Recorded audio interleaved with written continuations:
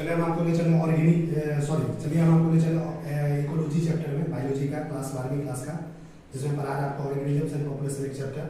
उसमें देखिए आज डिस्कस करने जा रहे हैं हाइड्रोस्फीयर। या हाइड्रोस्फीयर होता क्या है, स्टेजेस ऑफ हाइड्रोस्फीयर है जब कभी भी सक्सेशन पानी में होता है, जब सक्सेशन कहाँ होता है पानी में, तो उसको क्या बोलते हैं हाइड्रोस्फीयर। हाइड्रो पानी के लिए इस्तेमाल होता है।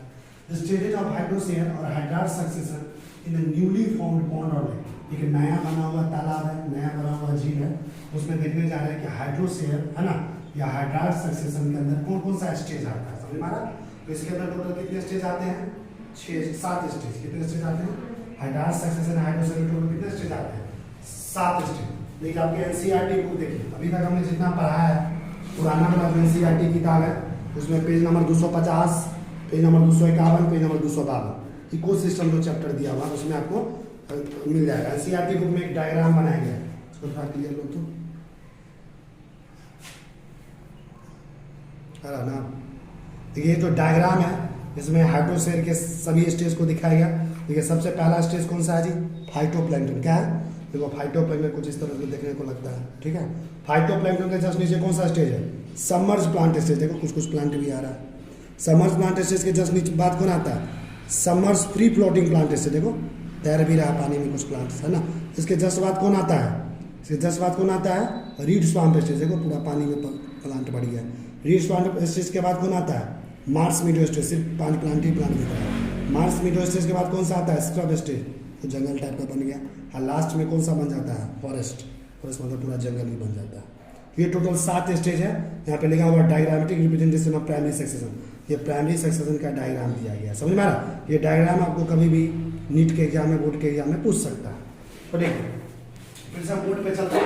यानी ये जो हाइड्रोस्फीयर है, हाइड्रार्ड सक्सेशन, इसमें टोटल कितने स्टेज आते हैं? 7 स्टेज। सबसे पहला कौन सा स्टेज है? Phytoplankton stage. उसके जस्ट बाद कौन आता है? रूटेड सबमर्ज स्टेज या सबमर्ज प्लांट स्टेज। तीसरे नंबर पे कौन आता है? फ्लोटिंग स्टेज या submerge free floating plant stage. चौथे नंबर पे कौन आता है? रीड स्वाम्प स्टेज या एम्फीबियस स्टेज। पांचवें पे कौन आता है? सीज या मिडो स्टेज या मार्स मिडो स्टेज, है ना। छठे पे कौन आता है? Scrub stage. और लास्ट में कौन आता है? Forest stage. और हर स्टेज को डायग्राम के थ्रू एनसीईआरटी किताब में दिखाया गया है, घर पे भी आप जाके देख सकते हैं। तो सबसे पहले जानते हैं ये फाइटोप्लैंक्टन स्टेज जो होता है क्या है? It is Pioneer community first coming minute autotrophic organism. इस फाइटोप्लैंक्टन स्टेज पायनियर कम्युनिटी है, तो सबसे पहला आने वाला कम्युनिटी है। और इसमें सबसे छोटा माइन्यूट मतलब होता है सबसे छोटा जो ऑटोट्रॉपिक ऑर्गेनिज्म है। ऑटोट्रॉपिक ऑर्गेनिज्म किसको बोलते हैं? जो अपना भोजन खुद बनाता है, इसको मतलब प्लांट बोलते हैं। सबसे छोटा ऑटोट्रॉपिक ऑर्गेनिज्म इसके अंदर आता है फाइटोप्लैंक्टन स्टेज के अंदर। This produce organic matter. ये क्या प्रोड्यूस करता है? फाइटोप्लैंक्टन स्टेज में ऑर्गेनिक मैटर क्या प्रोड्यूस करता है? ऑर्गेनिक। अब देखो फाइटोप्लैंक्टन स्टेज का कौन कौन सा उदाहरण है? देखो ध्यान दो एग्जांपल। सॉफ्ट मड डायटम, जो सबसे मुलायम मड डायटम्स होता है, तो पानी में पाया जाता है, वो फाइटोप्लैंक्टन स्टेज में आता है। साइनोबैक्टीरिया जितने भी देखते हैं इसको ब्लू ग्रीन भी बोलते हैं, लीजिए ये भी आता है फाइटोप्लैंक्टन स्टेज में।